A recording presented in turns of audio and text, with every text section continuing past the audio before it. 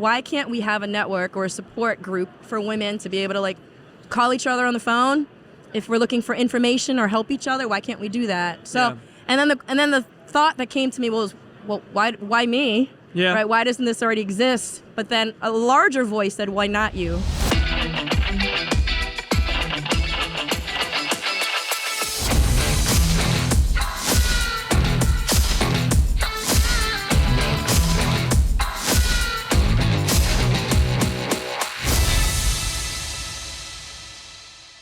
What's the first app you open in the morning?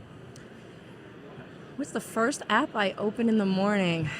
That's a really, really, really good question. Probably the weather app. The weather app? Okay. I like to check to see what my day is going to look like. So I think I heard you recently transitioned out of Philly, right? So where are you living now?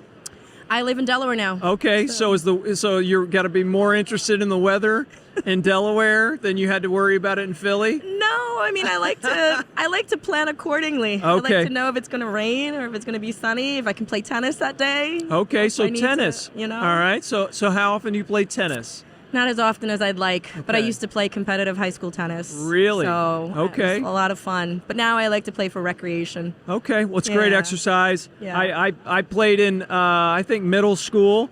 I didn't go anywhere with it. I thought there was a better plan for my life, but that's. Do you play pickleball? I don't, but I hear I really should. So our Christmas party this year, we're gonna have it at a pickleball deal. Yeah. So we're looking forward to trash talking because that's really my sport. My sport is trash talking, not any particular sport. I'm going to ask you a fun one. What's the weirdest or most memorable ICSC conversation you ever had? I feel like maybe you've ran into some people and you've had some weird ones. I have. I will tell you one of the very first ICSC Las Vegas show that I went to when I was a young broker in the business. I was walking around with one of our partners of our brokerage firm, and it was one of my first Vegas shows.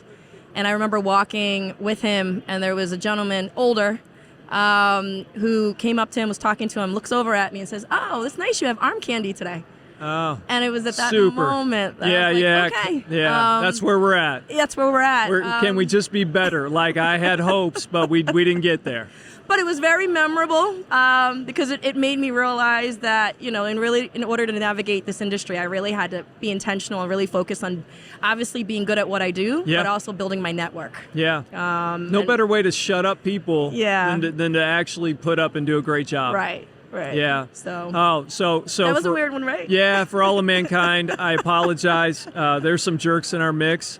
Yeah, that's unfortunate, but obviously we're seeing some change in it. We talk about in our industry. So in our firm, we're 44% female. Yeah. But when our CEO, he talks about when he went to college, out of a class of 75, there was 3 or 4 women in his class. Right. And so clearly a lot more women in our industry, and I see that in the commercial real estate industry. And I think you attended a panel yesterday that we had here at the show, which was a wonderful panel, which highlighted how women can influence it from the inside out, so being in it. And I felt like that was a great conversation by some super impactful women. Completely agree. So how...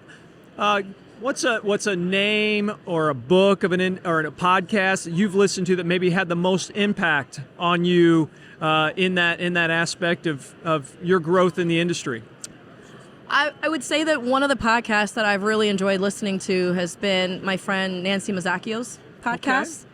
She, since COVID, has really interviewed a lot of women that are in C-level suite positions, as well as just women that own their own brokerage firms or are shaping the industry from the inside out. Yeah. So I enjoy really understanding the person's journey beyond just their role and how they got there, hearing what motivated them, what encourages them, what inspires them, why they're doing what they're doing, the why behind what we're doing. So I love listening to those candid conversations because these are all very accomplished women that have made it. And that probably had somebody call them eye candy at some point. Exactly. Yeah. So yeah. So that, and I can't imagine, but in some ways I view people sometimes responding well to having chips on their shoulder. Mm-hmm. Like, and in my mind, when you said that, I'm going, that's probably what pissed you off and said, I'm gonna conquer this. Yep. Like, I'm gonna make this. I'm gonna make a name for myself. In this business. Yeah. Yes. Absolutely. No, I think so. Turn some bad situations for good. Yeah. So how do you feel like what's your role in impacting the ICSC or commercial real estate industry to help us be better? Mm-hmm. To help us be better. Yeah. No, absolutely. About 10 years in the business, like 9 years ago, I was at a Philly ICSC conference. I was leading a roundtable discussion with women in the room on issues that affected women, work-life balance, women leadership, you name it. After that, let's just call it roundtable discussion, all the women in the room were like, this is so great. It's too bad we only see each other once a year at the conference. We don't get to chat or, help each other. And something really just sparked with inside of me that was like, yeah, it is a shame that we only see each other once a year or whenever we go to a conference.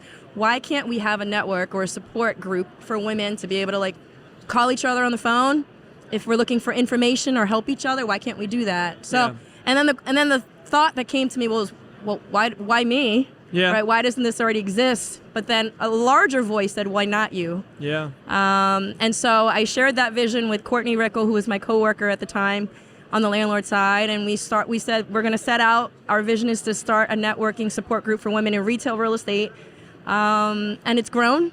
It's been 9 years now. It's grown to 375 women nationally. Wow. We started in Philly, South Jersey, planning just local events that women would want to do with their girlfriends, in addition to real estate topics. But we did spa events, winery events, you name it, axe throwing.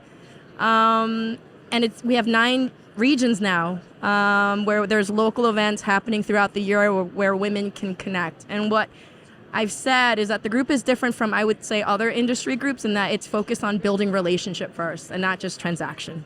But Beth Azar helped us to start our investment club within the pipeline. We're up to 30 women now in that group learning about investing and looking at deals together.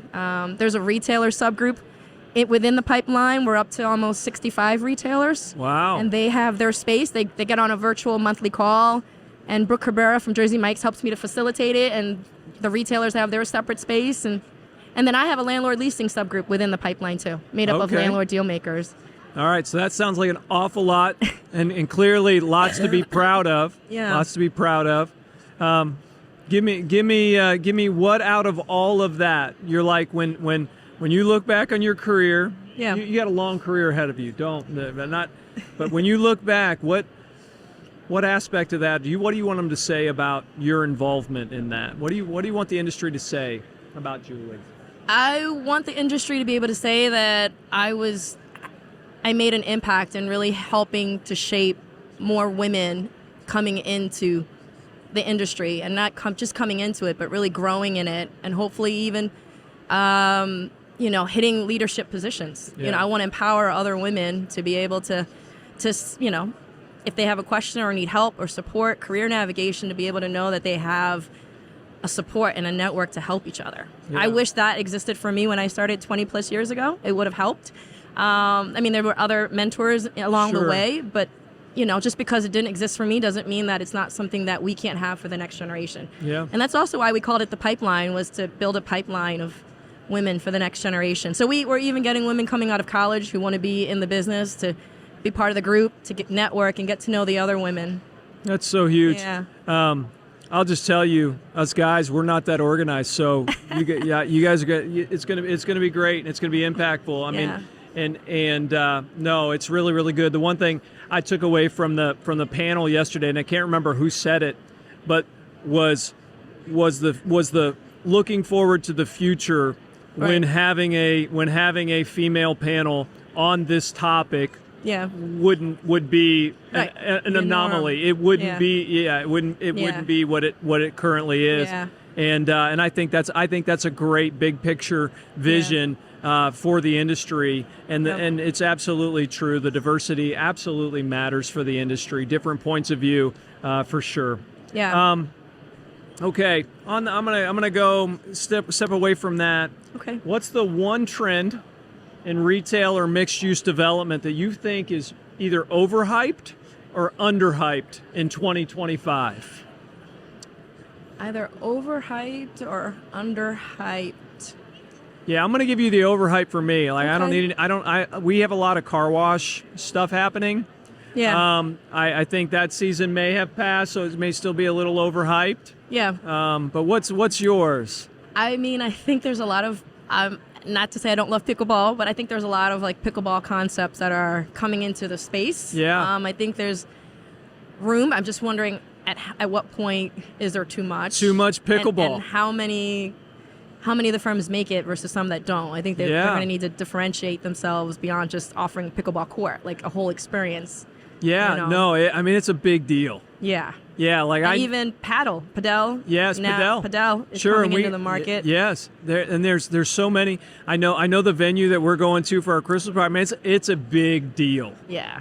Yeah, so I think you're right, and it's interesting because what I wonder on that space is at what point is there a public-private sort of collaboration that happens? Mm-hmm. Because you have, on some cases, you have the private people that are coming in and developing these. Some places you have the jurisdictions that are standing this up. Yeah. And it's like, okay. Yeah. Who's gonna win out here? Yeah. I mean, I think it's here to stay. I think it's just I don't think everyone will be successful. So it's just a matter of differentiating yourself. Just like when we think about all the different crazes, Froyo. When Froyo came in, there was 20 Froyo concepts. Who's still around? So I talked to I'm fortunate to have some connections to some of the really seasoned people, and they're like, we remember the Burger Wars, like. Right. So yes, you're absolutely right. There's hotness, and then some things just fall off a cliff. And even now the chicken, like Raising Cane's, Dave's Hot Chicken, Hangry Joe's, right? There's yes. Yeah. How many chicken fingers options do we really need? A lot. Chicken guy would say we need one more. We need more. Okay, we spent a lot of time on mission and vision for the future. What's you mentioned a podcast. What's one book that you would say for a young leader that influenced your leadership, specifically your leadership? I'm a big fan of John Maxwell. Okay, can't go wrong with The Godfather. So I've read several of his books. I can't think of one particular one. No, because he's got 94. Exactly. So I'm a firm believer of even servant leadership. Yeah. You know, the idea of you have to lead by example, and being about what you talk about. And I think he's one about that. So I'm not telling you so you'll leave the show tomorrow, but John Maxwell's in town. No. He's having Live to Lead across the street. We've got 7 people from our team that are going. Be the 8th that go? That are going. So we give out tickets. Okay. And give them the day off, obviously, and go to his event. He's had 2 here this year. Oh wow. So he's actually you can't go wrong with. But he would tell you, last time I saw him when he was here in Orlando 6 months ago, he said, there's some books I'm not proud of. Yeah. He's humble enough to tell you which are the bad ones. But he also said he has 14 more that he has in process. That's amazing. So talk about purpose, talk about driven, talk about hungry. Right. I'll leave you with this because now you got me on one of my favorite subjects, which is leadership. Yeah. He came out on stage and he was so passionate. He had a hard time even controlling his emotions. And he said his classic line, "I'm John, I'm your friend."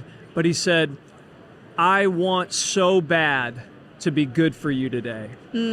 Like, such a just an amazing. Think about how many times he's spoken. He's world renowned, and just the humility.